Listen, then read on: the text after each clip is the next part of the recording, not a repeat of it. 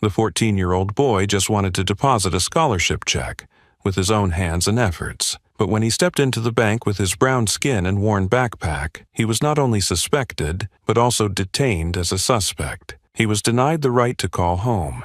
He stood under judgmental eyes in a silence that seemed to last forever. Elijah Carter didn't shout. He documented everything, with a pen and a small black notebook he kept in his backpack. And when his father, Daniel Carter, a powerful black CEO, walked in, he didn't need to get angry. He only needed the truth that his son had written down. This wasn't just a story about an act of racial discrimination. It was a story about justice regained through intellect, courage, and a father who knew when to speak up to make the entire system bow its head. Elijah Carter walked with his heart full of anticipation. He wore his Wester Academy school uniform, a navy blazer, striped tie, brown leather shoes, and his old but carefully cleaned backpack. Today was a special day. In that backpack, Elijah carefully placed a $5,000 check, the prestigious scholarship he had earned due to his excellent academic performance. Not a merit scholarship, not a scholarship for disadvantaged students, but a scholarship for the top students in one of the most rigorous schools in the country. Standing before the large glass door with the golden lettering Prestige Oak Federal Bank, Elijah took a deep breath. He knew this wasn't mandatory. His father, Daniel Carter, CEO of Carter and Cole Investments, had offered to have his personal assistant take care of all the bank paperwork. But Elijah had refused.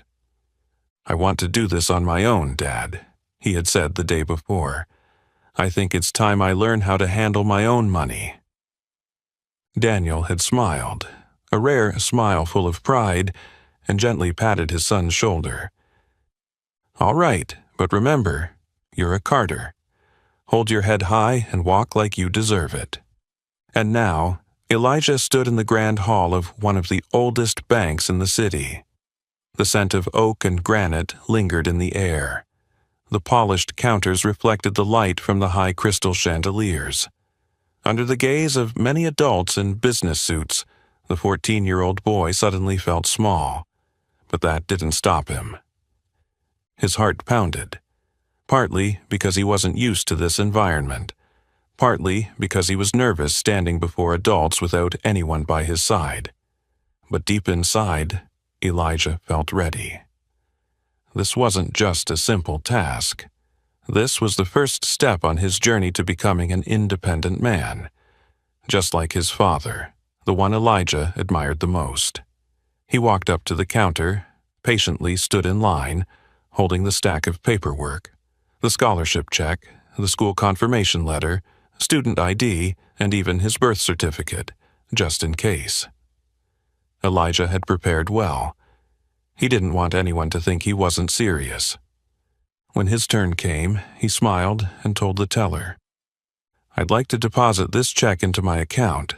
This is my scholarship." The young teller, a man named Tom Reeves, took the check, glanced at it, and then froze when he saw the amount.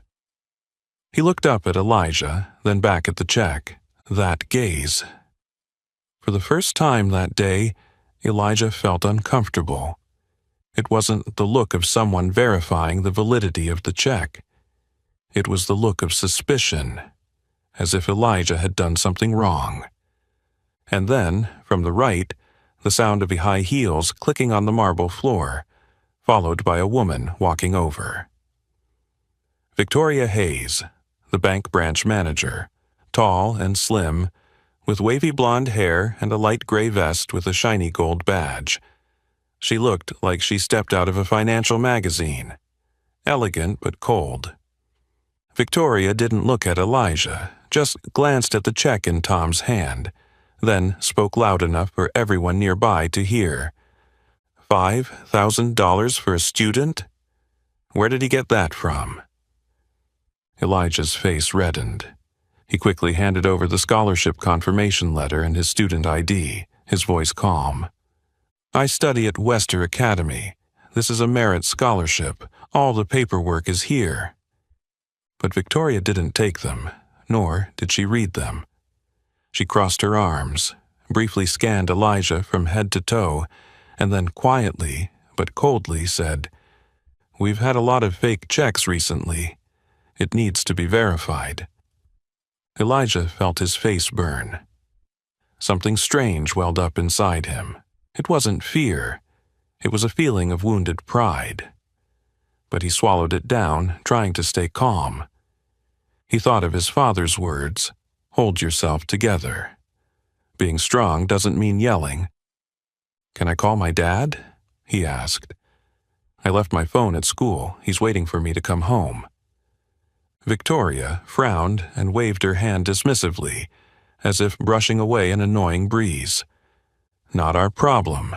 You stand there. Wait until the verification process is done." Then she turned and walked away, leaving Elijah standing frozen in the middle of the lobby, under the curious gazes of the entire bank. The proud morning he had felt just moments ago was beginning to change. Less than 5 minutes after entering, Elijah Carter realized he was not being treated like a customer. He was being treated like a threat that needed to be monitored. And in that moment, Elijah Carter, who walked into the bank with hope in his heart, suddenly found himself stripped of every right to be respected. Victoria Hayes' words echoed clearly and maliciously in the luxurious space of Prestige Oak Federal Bank. A 14-year-old student with a $5,000 check? Where did you get this money, kid? Her voice wasn't exactly angry, but something far more terrifying. Contempt wrapped in a cold, deliberate tone, purposefully emphasizing every word. It was as if she was telling everyone that Elijah didn't belong there, at least not with such a large sum of money in his hands. Tom Reeves, the young teller, was initially only a bit surprised, but when he saw the manager walk over and look at Elijah with a suspicious gaze, he immediately changed his attitude. He examined the check under the light, bent the corner of the paper, then whistled lightly as if exposing a child's clumsy trick. No apology, not a single word like, "Please wait a moment." Elijah, though his heart pounded, fought to suppress his frustration.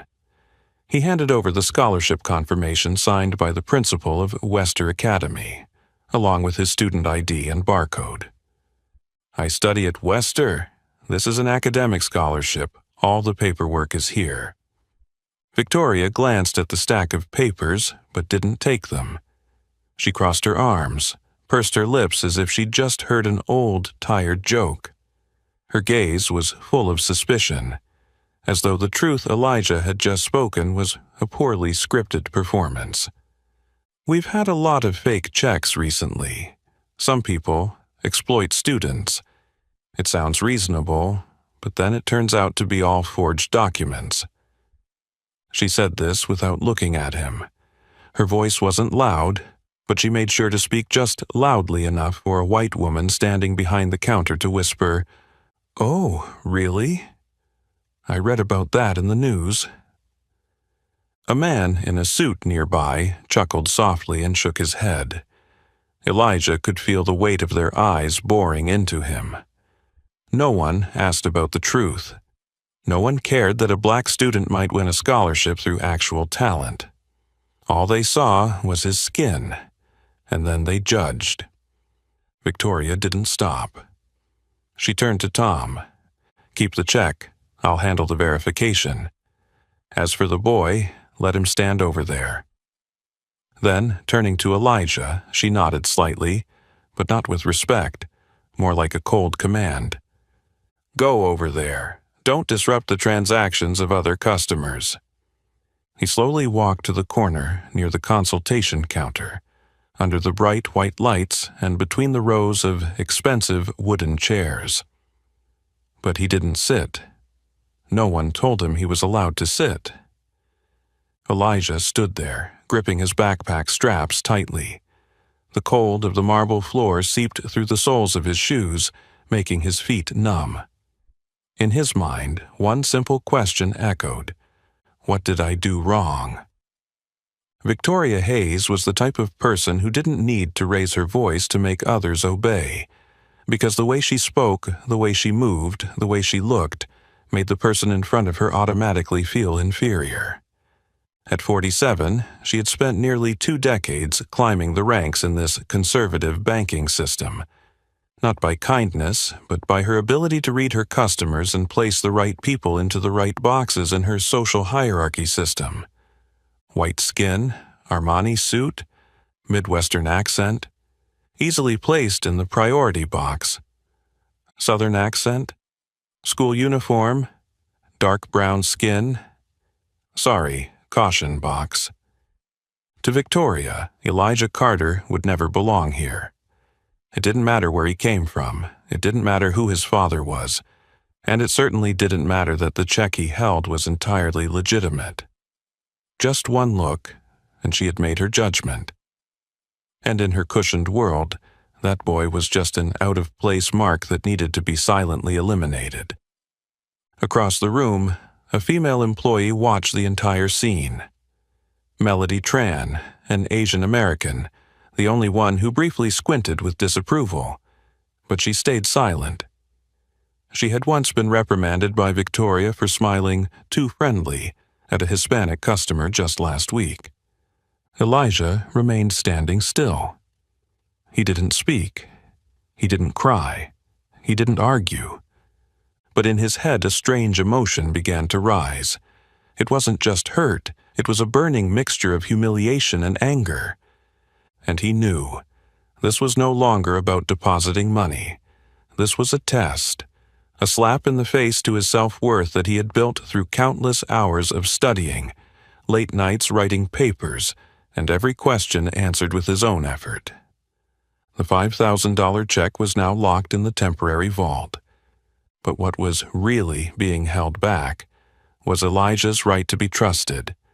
Elijah stood there, silently and stiffly, in the corner of the bank where the glances passed over him as if he were a system glitch, an inconvenience no one wanted to acknowledge, let alone explain. He looked over to the counter. Tom Reeves had returned to serving another customer, his face returning to its usual neutral expression as if nothing had happened. Meanwhile, Victoria Hayes continued to pace the lobby, her heels clicking steadily on the marble floor, her eyes scanning like a radar, swiftly sweeping over each person. Elijah glanced at the wall clock. Nearly 20 minutes had passed. His check had still not been processed. No one had asked. No one had explained. Worry began to creep into every cell of his body. His father, Daniel Carter, was currently at the company headquarters downtown. His board meeting had started at 10 a.m., but his father had once told him, "If anything unusual happens, just call. I'll leave any meeting to be with you." Elijah didn't want to call. He wanted to prove that he could handle this with maturity. But now, the situation was no longer about a simple bank transaction. It had become a silent confrontation, where he was being treated as a threat. He took a breath and approached the reception desk where Victoria was reviewing her notes. His voice was low, but clear. "Excuse me, I just need a call. I left my phone at school. My dad is waiting for me." Victoria didn't look up. She just turned another page in her notebook and responded in a dry, cold tone, like an unpaid bill. "Not our concern. You stay there. We'll process it when we see fit." Elijah bit his lip. For the first time, he felt his pride breaking. Not because his request was denied, but because of the way she denied it, leaving no room for dignity. The words were simple, but their meaning was unmistakable. "You don't matter." Before Elijah could turn back to his original position, Victoria looked up, her eyes quickly darting to the corner of the lobby. A slight nod, no words, signaling to the security guard nearby. The security guard was a large man, dressed in a dark blue uniform named Carter Briggs, around 50 years old. His gaze was indifferent, already familiar with wordless orders. He moved toward Elijah, standing at a 45-degree angle, just enough not to make noise, but enough to make Elijah understand that he was being watched. Elijah turned, his eyes meeting that gaze. No anger, no friendliness, just the silent caution of someone taught that black children cause trouble. Elijah felt his hand grip his backpack straps tighter. His mouth was dry. A part of him wanted to walk out of the bank. Another part wanted to scream. But the deepest part of him just wanted someone to stand up and say, "This boy hasn't done anything wrong."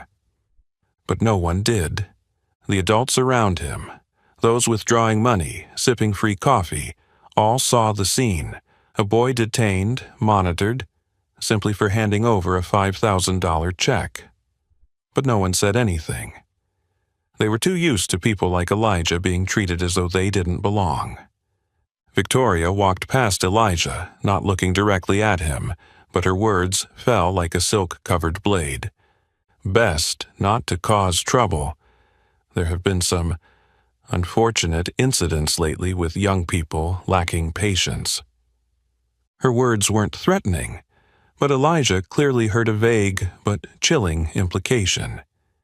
He remembered the news about a black teenager who had been called on by the police for standing too long in a bank just waiting for his mother.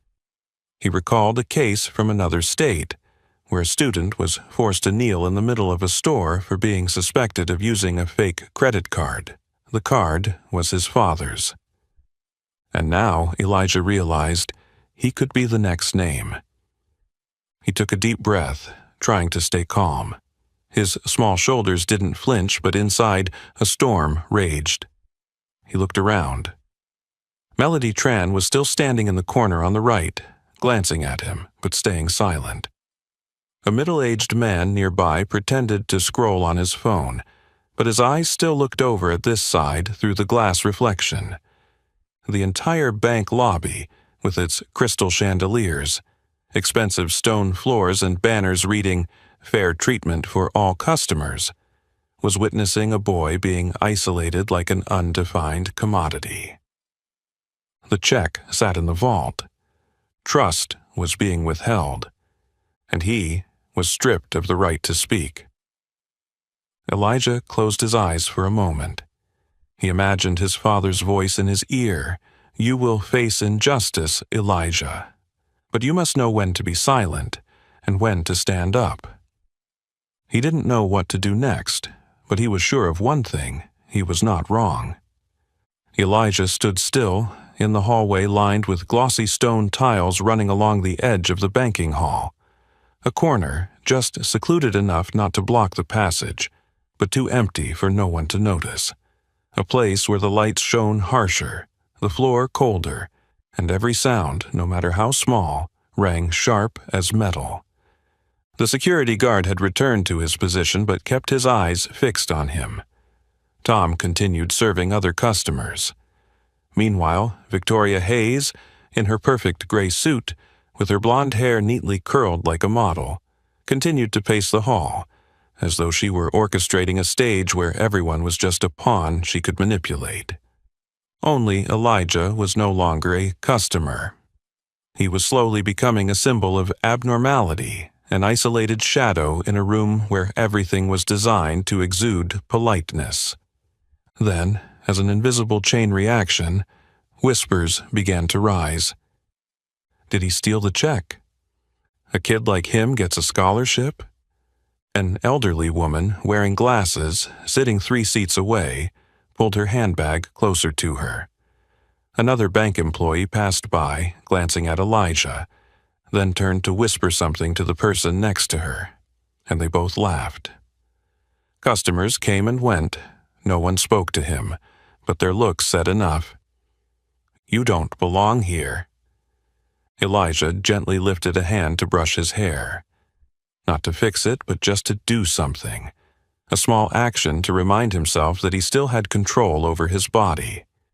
His hand was cold, his heartbeat steady, but each beat thudded against his eardrums. He tried to take a deep breath.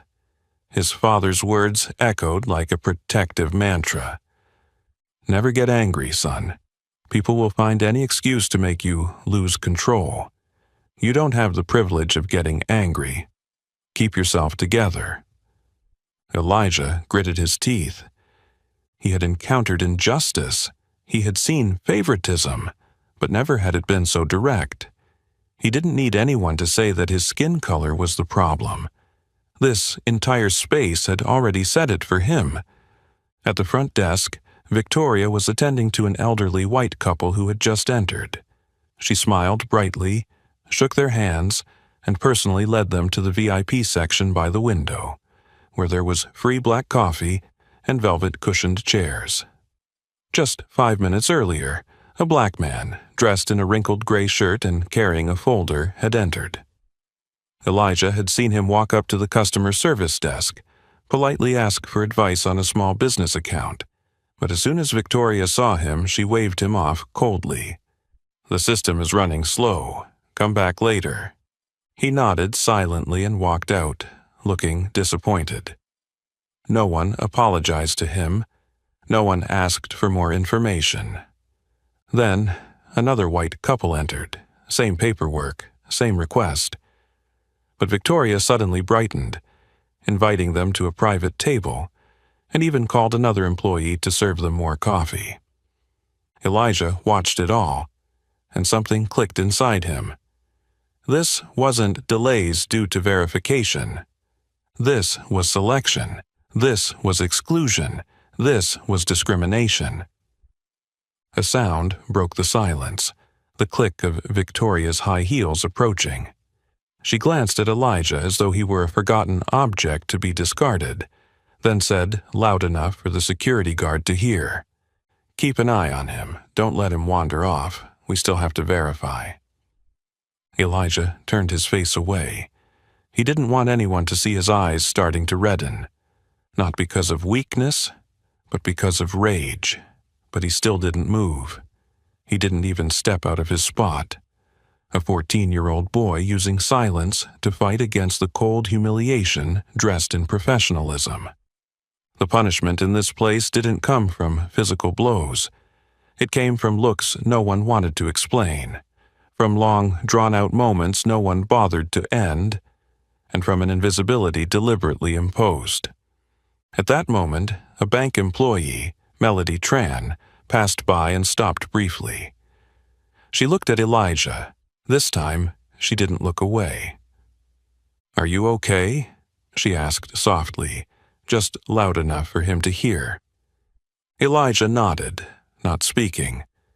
Melody didn't say anything else, but her eyes softened. He could feel it. She saw. She knew, but she was also bound. And so, yet another person chose to remain silent because they didn't know how much they were allowed to speak up. Elijah looked up at the high ceiling of the bank, where the lights reflected like stars framed in a space of power. But right now, to him, those lights weren't bright. They just illuminated one truth more clearly.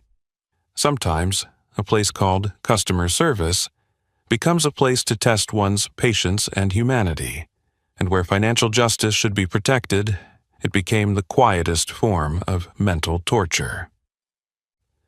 The lights in the bank lobby still shone down on the head of Elijah Carter, 14 years old, as a cruel reminder that he was standing there, alone, not to be served, but to be surveilled. He no longer felt the passage of time.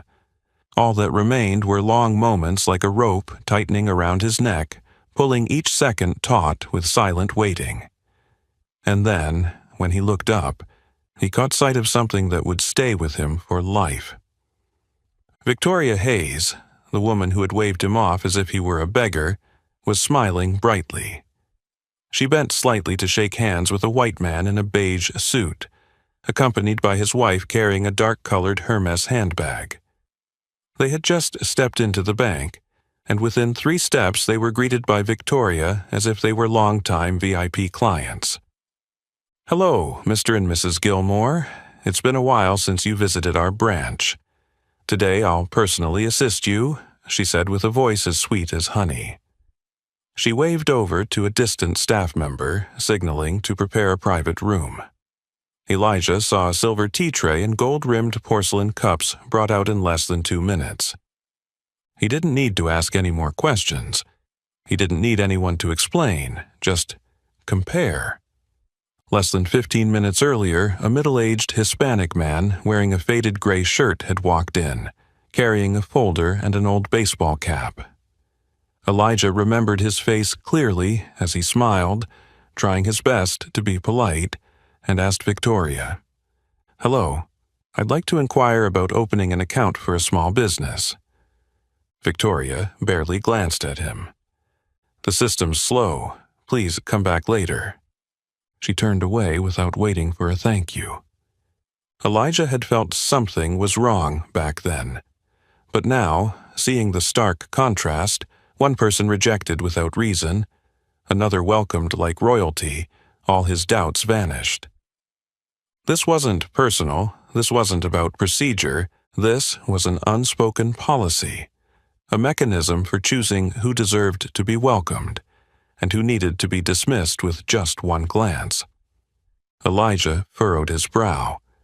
Part of him wanted to step forward and ask directly, "Why was I asked to wait over 30 minutes without anyone checking my paperwork, while they were led to a private room in just 2 minutes?" But he knew just that one action, just raising his voice even slightly, would change the entire room's gaze from suspicion to aggression. Because he was the black boy standing alone in the bank, no one accompanying him, no phone, no witnesses. His father, Daniel Carter, had once said something Elijah would never forget. "You need to know that with the same action, if you do it, people will call it disturbing. If someone else does it, it will be called a reasonable response. The problem isn't with the action, it's with the eyes of the person looking at you." Now, those words echoed, not just as a warning, but as a survival guide. Elijah didn't take his eyes off Victoria. She was now bending down, whispering something to the couple, then laughing softly, her finger pointing lightly at a profit chart displayed on a tablet screen. The difference wasn't just in the language. It was in the tone, the expression, the body distance, and even the frequency of blinking. These micro details were enough to turn a simple transaction into a memorable conversation, or a silent interrogation. Elijah realized that he had never been looked at in such a way by her. From the moment he handed over the check, Elijah had become a threat to be watched in Victoria's eyes. In the corner of the bank, Melody Tran, the only employee who had shown any kindness, still glanced at Elijah. She stood behind the counter processing paperwork, tapping lightly on the keyboard, but never taking her eyes off the isolated boy. The helplessness was clear in her gaze. She didn't dare act because she knew standing up against Victoria Hayes wasn't just an ethical act, it was betting her career. And in this bank, righteousness was a costly concept. Not everyone could afford it. Elijah sighed, a long, slow breath, as if he had just walked through a dense forest full of traps. But instead of finding freedom at the exit, he found himself drawn deeper into the maze. He began to understand something that textbooks never taught. Racism no longer comes from rude words or disdainful glances. It comes from selective silence, from conditional handshakes, and from nods that never point toward people like him. He stood there, the 14-year-old boy with a legitimate scholarship, real paperwork, and proper behavior, and was seen as unworthy of trust. And in that setting, truth became the rarest luxury. Elijah stood still, his back lightly pressed against the polished oak wood paneling, his eyes scanning every movement in the bank's lobby. He had stopped hoping that someone would explain, apologize, or at least acknowledge that he had done nothing wrong. Now, all of his focus was on observing. And from that, he began to see things no one else seemed to notice. A glass door at the back of the lobby opened. The man walked in. Tall, salt and pepper hair neatly combed, a perfectly tailored black suit, a black tie tied neatly, his steps slow but decisive. A man who needed no introduction. Because just the way Victoria Hayes immediately turned around, adjusted her blazer and smiled, Elijah knew. This man had power.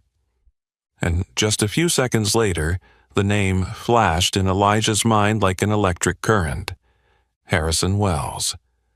That name had come up many times at family dinners, usually when his father, Daniel Carter, talked about high-stakes financial deals. Wells is an old fox. Anything he can't buy with money, he buys with secrets. Wells was the CEO of Meridian Banking Group, a direct competitor of Carter & Cole, the company his father founded and ran. Once, Elijah heard his father say, "Wells has tried to take over Oak Federal 3 times in 7 years, but each time we've stopped him." And now, in this bank, Elijah was watching Harrison Wells shake hands with Victoria Hayes, the same woman who had insulted, humiliated, and isolated him less than an hour ago. No one in the room noticed. No one saw the anomaly, but Elijah saw it. And he didn't look away. Victoria extended her hand toward the desk next to the VIP area. She pulled out a yellow manila folder, stamped with a red seal on the top corner. Confidential. In one small discreet movement, she handed it to Wells. No explanation to the surrounding staff.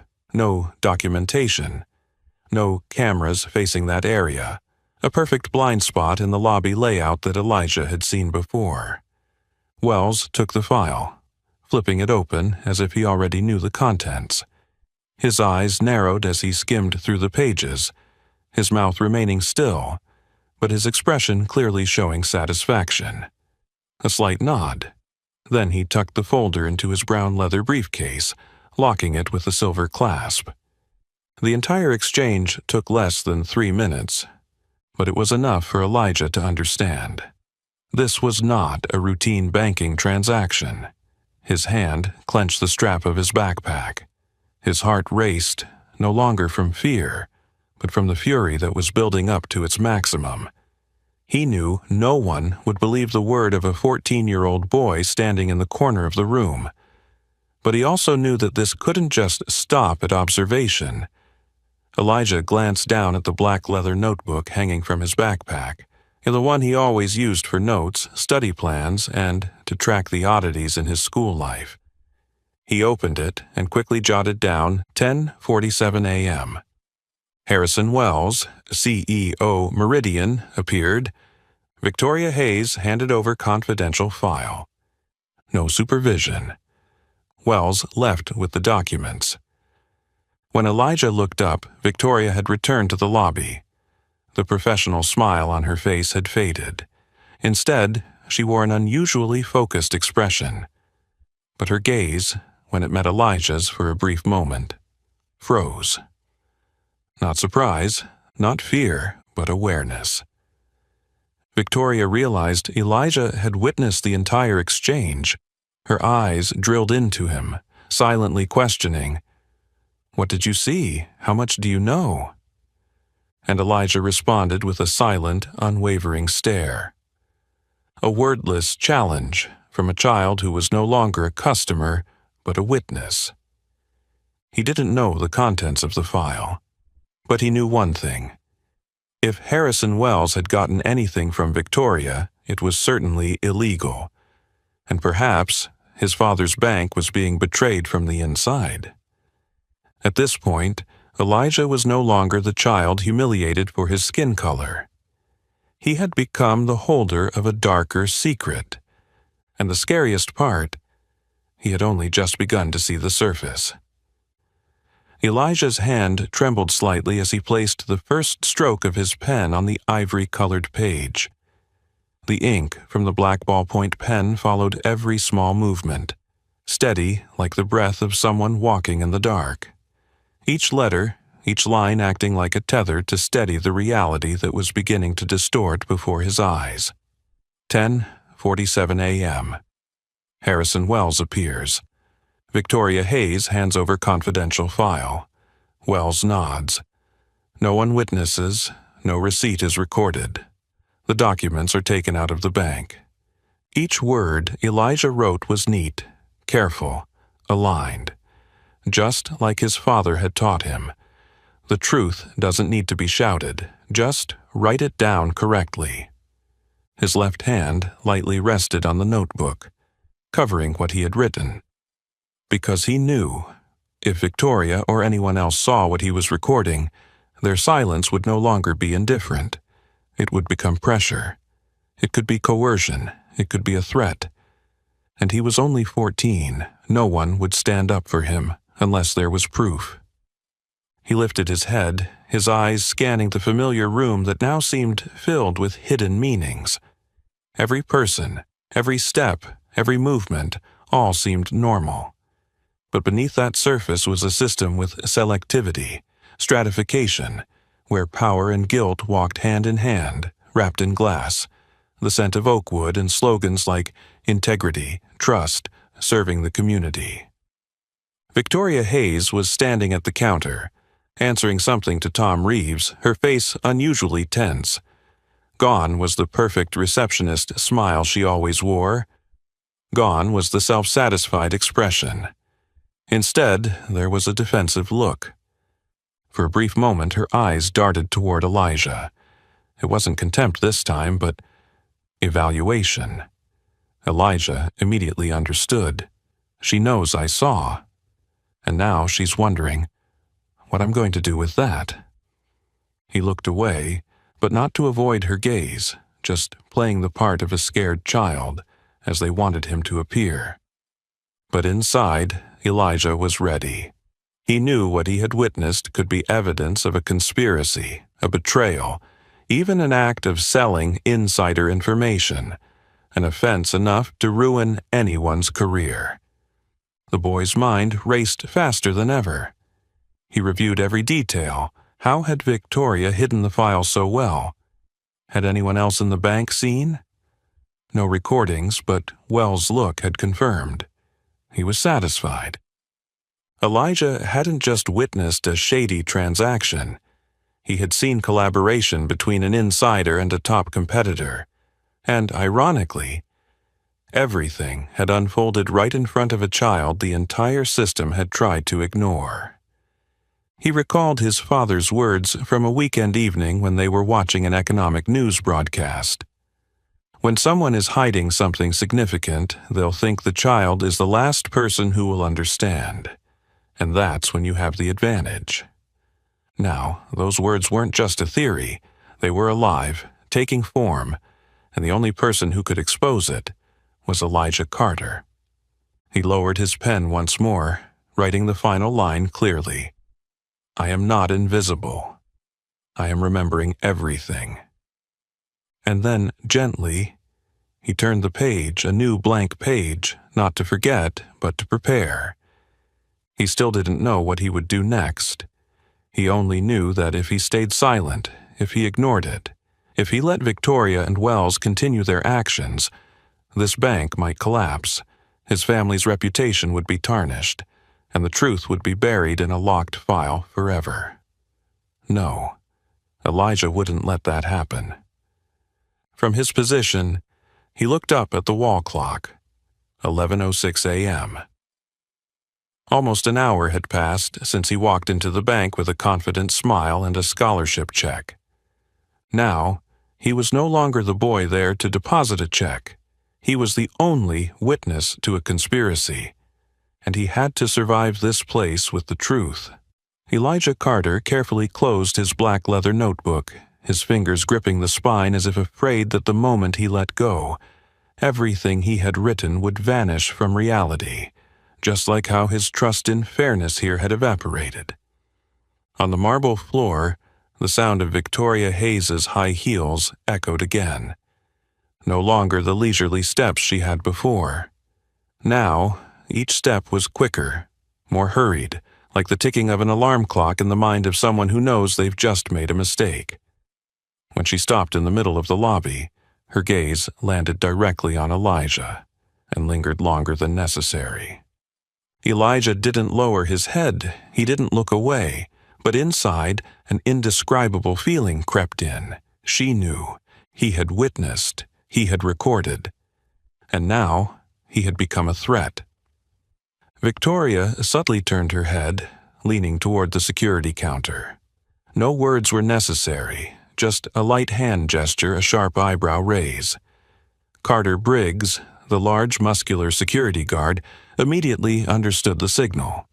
He left his position and walked toward Elijah.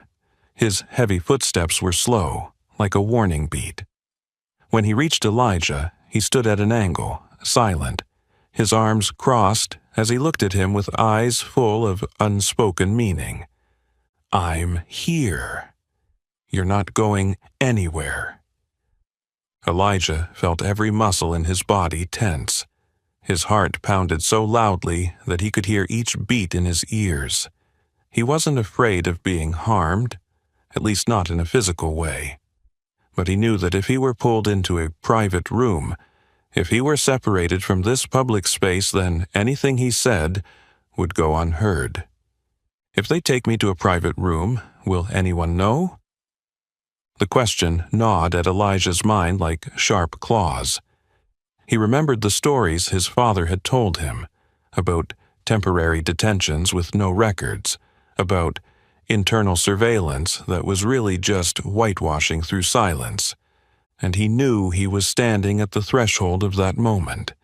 Victoria didn't approach Elijah right away. She stood from a distance, leaning against the reception desk, pretending to go through a stack of files. But her eyes, those eyes were still locked onto the boy standing in the middle of the lobby, surrounded by crystal chandeliers and the coldness of power. He could see it clearly. She was calculating. Should she act immediately? Was anyone watching? Had the boy said anything to anyone yet? The hesitation in Victoria's eyes didn't last long. She pulled out her phone from her jacket pocket, quickly scrolling through a message, then glanced over at Elijah. Very quickly, as if she were setting up a solution. Elijah understood that he was no longer just a young customer being discriminated against. He had become the one who could expose the secret. At that moment, something changed in Elijah's gaze. No longer was he the boy waiting for his father to pick him up. No longer was he the student with a scholarship check, afraid of being lost in the adult world. Now, he held the truth in his hands, and he knew. If he faltered now, no one else would speak for him. He gently touched the edge of the notebook hanging from his backpack, where every line of writing was kept. The exact time Wells arrived. The name of the staff member at the counter. The confidential file being handed over. No cameras recording the area behind the desk. He had seen. He had written. And now, they were considering silencing him. From a distance, Melody Tran was still at her station, her worried eyes scanning Elijah. In that brief moment, their gazes met. And Elijah knew. She had seen the security guard being mobilized. No one said anything. No one did anything. But now, every move in this bank had a purpose. And that purpose was Elijah Carter. He took a deep breath, like he was preparing to step onto a stage, though this stage had no fair audience, no neutral director, only the person controlling the lights, trying to obscure the truth. Let them think I'm just a clueless kid, Elijah thought to himself. But I will keep observing and preparing. Because now, he was not just a witness. He was the only one who hadn't been bought, not subdued, and there was no turning back. Elijah Carter knew he was standing at the very edge between patience and surrender. The tension in the bank lobby was like thin glass, transparent, almost invisible, but a small jolt was enough to shatter everything. And it was in that moment, when Victoria's gaze locked onto him as though testing his final submission, that Elijah made his choice. It wasn't the safe choice. It was the choice to speak. He took a small step forward from his position, his voice trembling from the years of restraint, but each word came out stronger than he had expected. "I'm not a thief. I'm here to deposit a scholarship check because I deserve it." The atmosphere in the lobby froze. The clicking of keyboards stopped. The spoons in coffee cups stilled midair, and the gaze of almost everyone, for the first time in the last hour, focused on Elijah. The 14-year-old black boy in his school uniform, standing straight in the middle of the grand lobby, offering no apology, no justification, no pleading. Just asserting one thing: he deserved to be there. Victoria Hayes didn't flinch. She wasn't angry like someone who had been contradicted. She simply lowered her gaze, gave a thin, dismissive smile, and then turned to security guard Carter Briggs. "Take him to the back room. Keep him there until I'm done." Her voice was as cold as stone in a Boston winter. Not loud, but clear. It wasn't a hasty command. It was the action of dealing with a disruptive object. That boy, in her eyes, had done the one thing that wasn't allowed: spoken up. Carter Briggs didn't ask questions. He moved toward Elijah, his large hand grabbing his arm. He didn't squeeze tightly, but just enough to send a clear message. No resistance. No questions. No choices. Elijah instinctively froze. Not because he feared pain, but because this was really happening. In broad daylight, in the middle of the bank, with dozens of customers witnessing it. He was being escorted like a suspect, even though he was the one with a scholarship, with legitimate paperwork, and had never raised his voice until that very moment. He turned his head. The faces were clear: the man typing on the computer, the coffee shop employee, the customer withdrawing money, all were watching. But no one spoke. No one stopped him. No one asked, "What's going on? What did that boy do wrong?" Just averted gazes, a few furrowed brows, a silent complicity wrapped in the excuse of not being involved. Elijah was led down a side hallway. A glass door with frosted decals appeared. Private guest room, staff only. He knew the real meaning behind it. A place out of view from outsiders. A place where voices bounced back off the walls. And it was in that moment, as his foot crossed the threshold, that Elijah understood. If I hadn't spoken up just now, this would have still happened. But now, at least I've left a mark. I didn't stay silent. He was pushed into a cold plastic chair in the room. Carter Briggs stood blocking the door, arms crossed, his eyes staring straight at him, like a guard. The room had no cameras, no windows, nothing to reassure him. But what gave Elijah some comfort was that the notebook in his backpack was still intact, and he had spoken. Back in the main lobby, Victoria Hayes returned to the counter, straightening her collar, then smiling politely at the next customer couple. Everything fell back into order as if nothing had happened, but behind that smile was a crack. That boy saw, and now he's starting to speak. Victoria felt control slipping from her grasp, and that was something she could never allow. Elijah Carter sat motionless in the cold plastic chair in the small windowless room. His back slightly hunched, his hand still resting on the strap of his backpack as an instinctive form of self-defense. The sensation of being stripped of space, of voice, and of respect. It all weighed down on his shoulders like a heavy lead blanket. Outside, the faint sounds of the bank echoed through the walls. The clicking of heels, the ringing of the doorbell, the hum of the printer, distant, as though belonging to a world he no longer had permission to belong to. The door behind him wasn't locked, but it was tightly guarded. Carter Briggs stood there like an immovable wall with no escape. His eyes occasionally glanced at Elijah, not with malice nor regret, just accustomed to orders and unwilling to question them. Elijah lowered his head, not out of exhaustion, but because part of him was starting to want to surrender. The feeling of being surrounded, excluded, and silenced, so familiar to people like him, yet never less painful. And then, Kang. The bank door opened. The familiar chime rang again, but this time it didn't fade into the background like it usually did. This time it rang out like a signal of change. A tall man stepped into the middle of the lobby, his posture decisive, his gaze sharp as tempered steel. His charcoal-colored suit was tailored perfectly, his silk tie neatly tied, his wrist adorned with a Patek Philippe watch, not to show off, but to remind those around him that his time was something not to be wasted. Daniel Carter.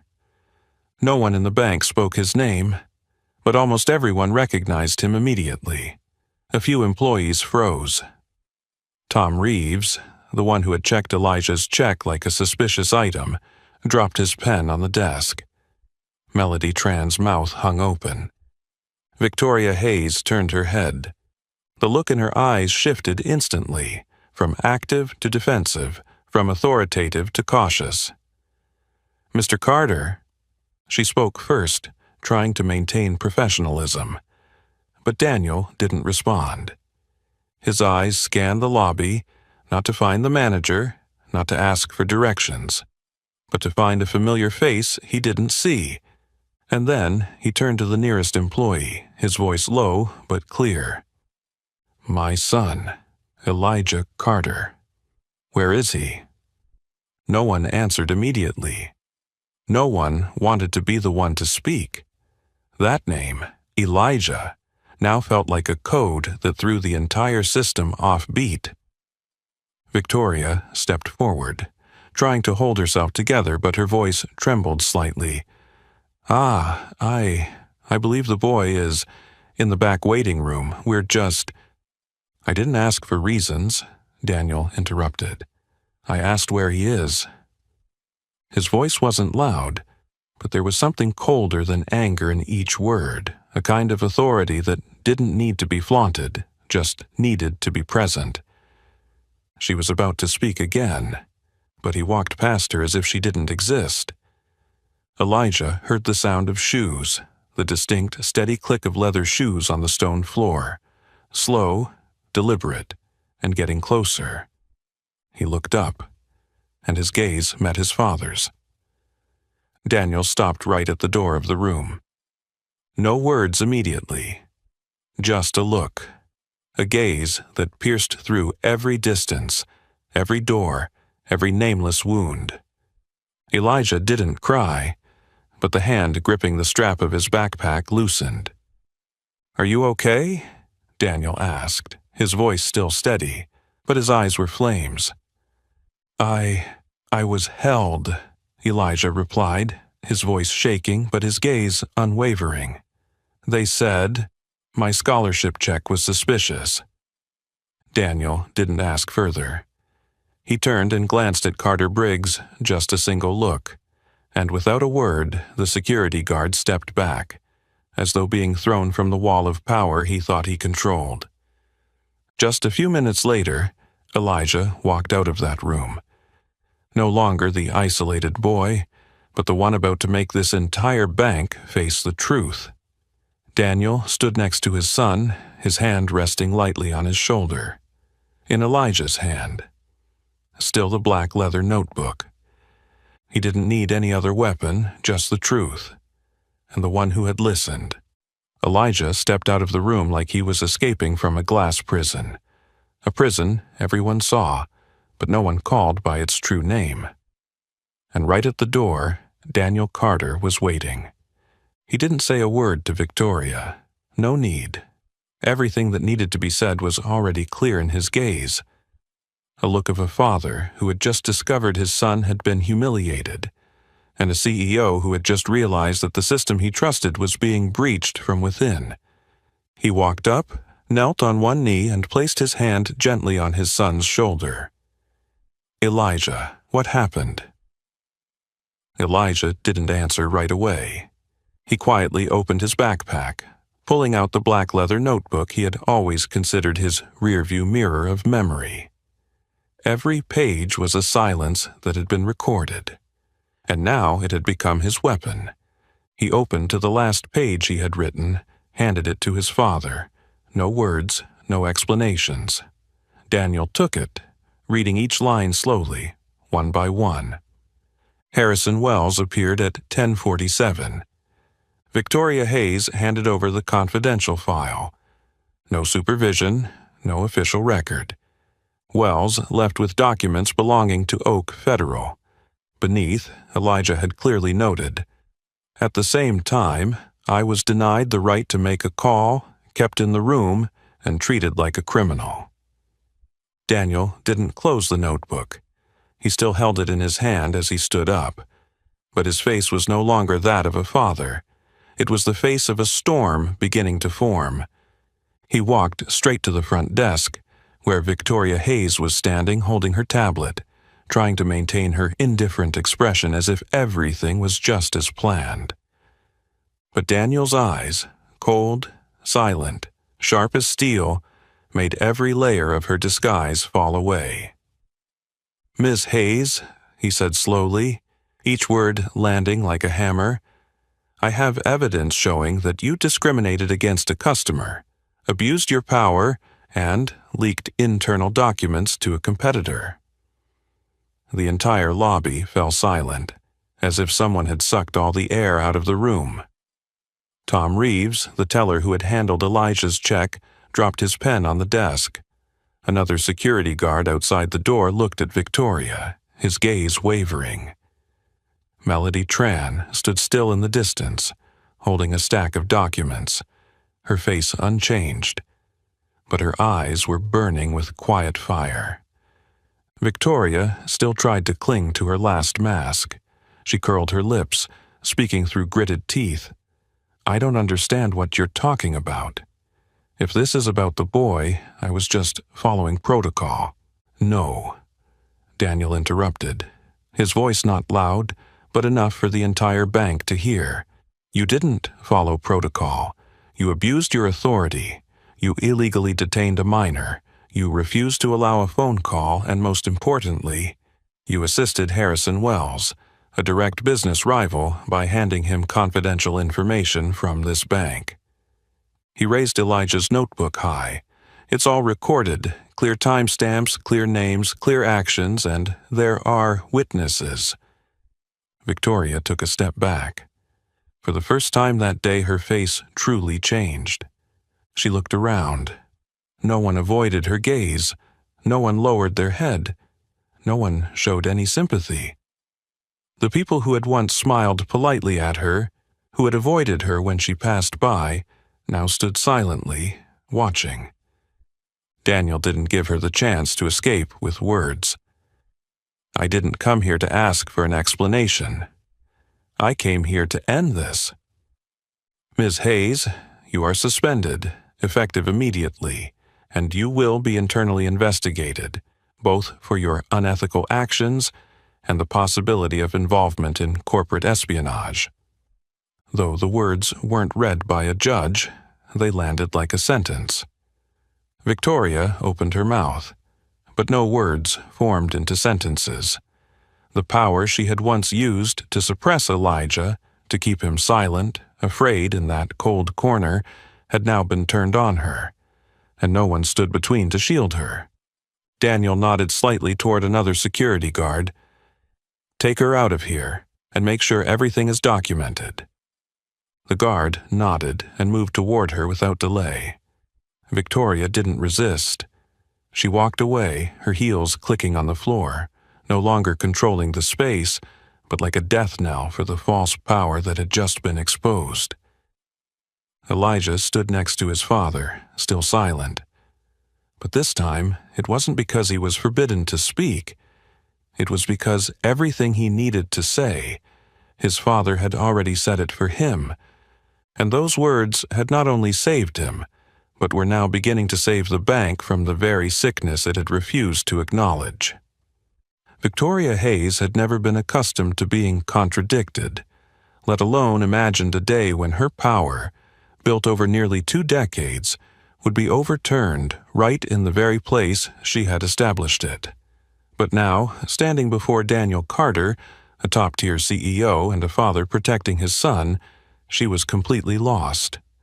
Her face turned pale, her lips trembled as if her brain was scrambling to find a way to turn the situation around. "Mr. Carter, I think there's been a misunderstanding here. I was just following procedure. That boy was acting strangely and the files hadn't been verified. As for Harrison Wells, I didn't—" Daniel raised his hand, cutting her off for the second time. But this time his voice wasn't a warning. It was a verdict. "You're fired, effective immediately." In that moment, the entire space seemed to freeze. The sound of typing stopped. The printing machines halted. The card swipe machines blinked and then went silent. A female employee behind the counter slowly picked up the internal phone, dialed 4 digits, no questions asked, and spoke softly. "Call internal security. Main lobby, urgent." Victoria turned to the employees around her, her eyes pleading. But no one responded. No one looked at her with pity. Those who had once been cautious around her now stood tall, as if invisible chains had been lifted from them. Tom Reeves, the young teller who had handled Elijah's check, lowered his head, saying nothing. But the brief glance he gave showed he knew what was right, and he had been silent for far too long. Less than a minute later, 2 tall security guards appeared. They moved toward her, not hastily but with purpose. No one spoke. There was no need to repeat the orders. Victoria took a step back. For the first time in her life, she looked small and lost. I have the right to file a complaint with the board. Daniel nodded calmly. "Do what you feel is necessary. But Elijah's records will be sent directly to the executive board. And I've already informed the bank's legal representative. You're not just facing dismissal, you'll have to answer to the Financial Ethics Board and to the court if necessary." His voice had no trace of anger, only an absolute certainty in every syllable. It was the voice of someone accustomed to battlefields, and this time the battlefield was right in front of his son. The 2 security guards nodded and motioned for her to leave. Victoria glanced one last time at the counter, where the power had once belonged to her, then turned and walked away, her back straight but her hands clenched, nails digging into her skin. Elijah watched her go, not with satisfaction, not with triumph.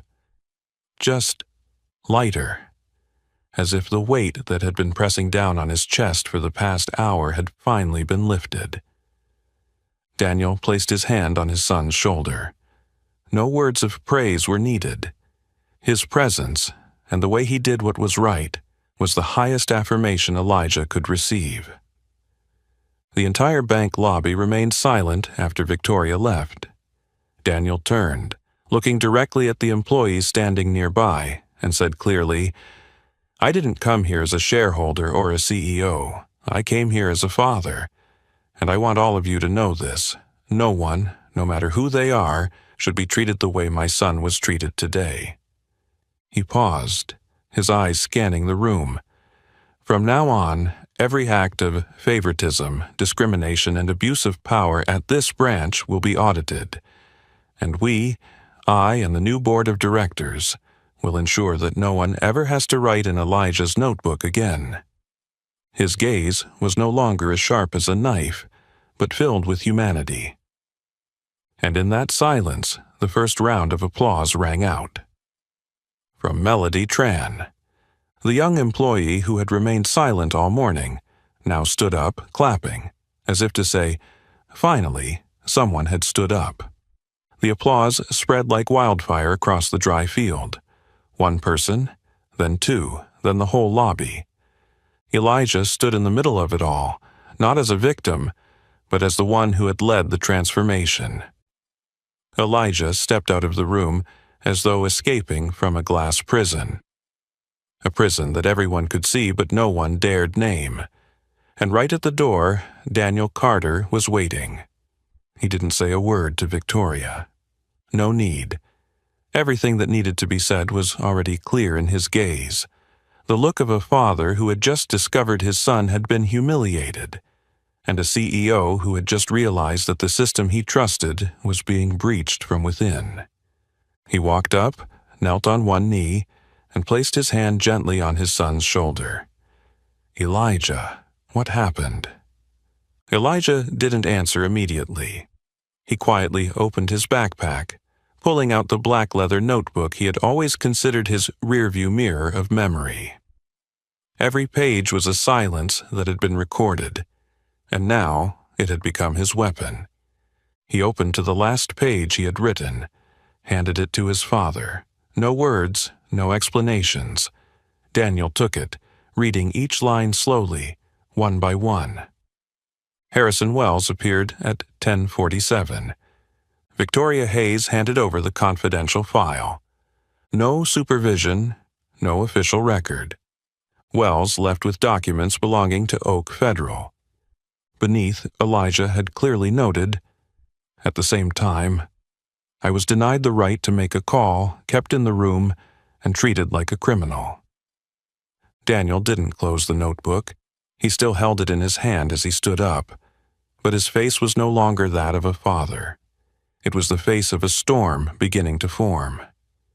He walked straight to the front desk, where Victoria Hayes was standing, holding her tablet, trying to maintain her indifferent expression as if everything was just as planned. But Daniel's eyes, cold, silent, sharp as steel, made every layer of her disguise fall away. "Miss Hayes," he said slowly, each word landing like a hammer, "I have evidence showing that you discriminated against a customer, abused your power, and leaked internal documents to a competitor." The entire lobby fell silent, as if someone had sucked all the air out of the room. Tom Reeves, the teller who had handled Elijah's check, dropped his pen on the desk. Another security guard outside the door looked at Victoria, his gaze wavering. Melody Tran stood still in the distance, holding a stack of documents, her face unchanged, but her eyes were burning with quiet fire. Victoria still tried to cling to her last mask. She curled her lips, speaking through gritted teeth. "I don't understand what you're talking about. If this is about the boy, I was just following protocol." "No," Daniel interrupted, his voice not loud, but enough for the entire bank to hear. "You didn't follow protocol. You abused your authority, you illegally detained a minor, you refused to allow a phone call, and most importantly, you assisted Harrison Wells, a direct business rival, by handing him confidential information from this bank." He raised Elijah's notebook high. "It's all recorded, clear timestamps, clear names, clear actions, and there are witnesses." Victoria took a step back. For the first time that day, her face truly changed. She looked around. No one avoided her gaze. No one lowered their head.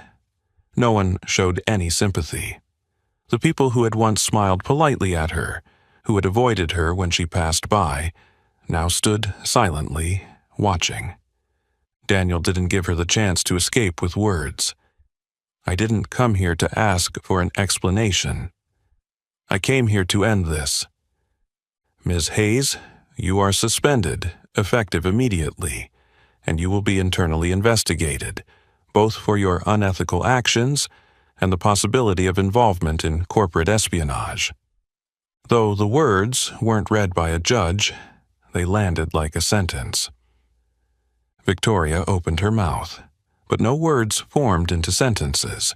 The power she had once used to suppress Elijah, to keep him silent, afraid, in that cold corner, had now been turned on her, and no one stood between to shield her.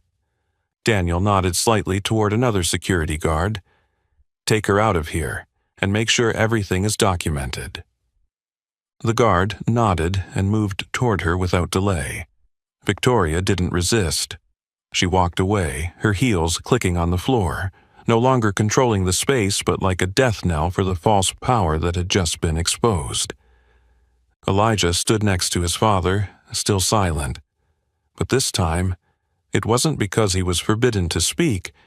It was because everything he needed to say, his father had already said it for him. And those words had not only saved him, but were now beginning to save the bank from the very sickness it had refused to acknowledge. 3 weeks after that fateful morning at the bank, Elijah Carter stood on the wooden stage of the large auditorium at Wester Academy, beneath the traditional banners.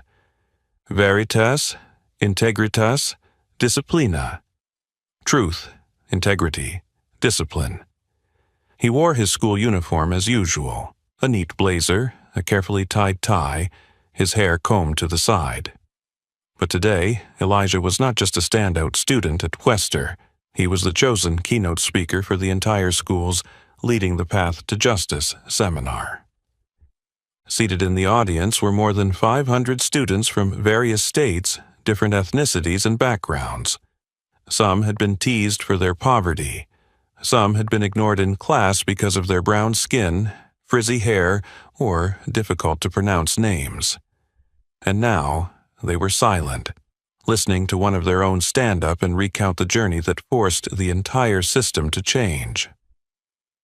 Elijah didn't use a PowerPoint. He simply held his familiar black leather notebook. His voice wasn't loud, but each word rang like a bell in the hearts of his listeners. I walked into that bank with pride and left with shame, but what was most terrifying wasn't how they looked at me. It was the feeling. In that moment, I started to believe they were right. A quiet wave spread across the auditorium. Someone lowered their head. Someone clenched the strap of their backpack. But no one took their eyes off Elijah. He continued, "You might be doubted because of your skin, because of the way you enter a room, because they've never seen someone like you in that position. But never let anyone decide what you deserve." Elijah's homeroom teacher, Mrs. Bennett, a gray-haired white woman who had taught debate, sat in the front row, teary-eyed. She remembered. She was the first to tell Elijah that he didn't need to speak so forcefully in class because sometimes people perceive your voice as a threat. Now she understood. She had been a part of the system Elijah had just dismantled. During the Q&A session, an Asian American girl stood up and asked, "How did you stay calm when you were treated so badly?" Elijah thought for a moment, then answered, his eyes never leaving his notebook. "I didn't stay calm. I shook. I was scared. But I remembered my father's words. They may steal your words, but no one can steal the truth when you write it down. So I wrote, and I waited, until I could speak." The entire auditorium seemed to hold its breath. A second later, the applause erupted. Not the polite clapping, but the sound of those who had just been given the words for their own pain. That evening, Elijah received a message from a 9th grader he had never spoken to. "I was once held in the security office for carrying a big backpack, but I never told anyone. Thank you for speaking up." Another message came from a white student. "I didn't know the system was like that. I always thought everything was based on effort. Now, I see, I need to learn how to look again." And then, dozens, even hundreds, of similar responses flooded Elijah's inbox in the week that followed, like arms reaching out from the darkness, all because one person dared to step into the light. In an internal interview with the school advisory team, Elijah was asked, "What do you think makes you a leader?" He looked down at his notebook, then directly into the interviewer's eyes. "I don't lead with willpower. I just don't turn back." At Carter & Cole, Daniel Carter silently watched the seminar via an internal live stream. In his spacious office, he sat alone, his eyes never leaving the screen, where Elijah was speaking before hundreds of students, not using his last name, not relying on his title, just his own voice. He took a sip of his cold coffee, then exhaled quietly. My son didn't just overcome the challenge. He just created a path. From the Wester Academy auditorium, snippets of Elijah Carter's speech were quickly recorded on phones, edited, and shared across TikTok, Instagram, and later broadcasted on evening news channels. On screen, the 14-year-old boy's deep voice resonated with unwavering determination. His eyes focused, holding a well-worn notebook in his hand. The most repeated quote from his speech echoed through the crowd of hundreds of silent students. "You may be doubted because of your skin color, but never let anyone decide what you deserve." The media called it Elijah's stand-up day. Less than a week later, The Atlantic published an article titled, "From Scholarship to Action, the Black Boy Who Shook the U.S. Banking System." The New York Times wrote in its Sunday section, "He did what many adults shy away from. He held on to integrity in a space designed to make him doubt himself." Nonprofits focused on financial equity invited Elijah to speak. Some public schools in southern states began using his speech as staff training material. Across the nation, people were talking about Elijah Carter, not as a victim, but as a symbol of the youth who know how to observe, document, and rise to the occasion when it matters. At the 27th floor office of Carter & Cole, Daniel Carter sat quietly before a CNN news broadcast. Elijah's image flashed across the screen, not as Daniel Carter's son, but with the caption, "Elijah Carter, 14-year-old student who exposed discrimination and internal revelations at Prestige Oak Federal." Daniel said nothing. He simply watched, feeling something he had never felt clearly, despite all his titles, wealth, and victories in business, a simple, profound pride. Not because Elijah did right, but because Elijah did not back down. He didn't run away when humiliated. He didn't rebel when confined. He didn't remain silent when he saw wrong. And most importantly, he didn't take the easy path. In many schools across the country, talks about the right to trust were held. Students brought Elijah's story to class as a living example. Teachers shared the lesson in ethics class, and for the first time, children who had only known silence in the face of doubt began to speak out. A white student from Vermont wrote in their essay, "Elijah Carter is not just a smart student. He is proof of what schools should teach, that once truth is recorded and spoken, it will never die." A Latina girl from Texas wrote, "Thanks to Elijah, for the first time, I dared to file a complaint when I saw my friend being rejected for an interview because of their accent." As for Elijah, he wasn't seeking the spotlight. He still went to class, did his homework, and participated in the debate team as usual. But every time he walked through the school gates, every time he opened his notebook, he knew everything had changed. Because from a seemingly small banking transaction, Elijah Carter had exposed public discrimination in a professional space, uncovered a whistleblower conspiracy that could cost millions of dollars, changed the policy of a long-standing financial institution, and most importantly, become the voice for hundreds of young people who were forced to remain silent due to prejudice. In a private letter to Elijah, the new CEO of Prestige Oak Federal wrote, "You didn't just make us look back, you made us act, and with that, you've left a mark that time cannot erase." That evening, Elijah sat on the balcony with his father. The sky above wasn't as dark as the winter nights anymore. It was full of stars. "I didn't think it would go this far," Elijah said quietly. Daniel smiled softly, placing a hand on his son's shoulder. Real fires never know how far they'll burn. They just know they must burn. And Elijah, like that small flame, did not go out. Not when doubted, not when isolated, and certainly not when facing 857 distorted power. He stood up, and an entire system had to change. Elijah Carter didn't choose to become a hero. He just chose not to back down when insulted, not to stay silent when he saw injustice, and not to compromise the truth. From a scholarship check, that 14-year-old boy made an entire system reflect on itself and reminded us that justice does not come from a title. It comes from the courage of one person, at the right time, in the right place, and for the right reason. What about you? If you were in Elijah's shoes, would you have the courage to speak up, even knowing you'd stand alone? Share your thoughts in the comments below. We always want to hear from you.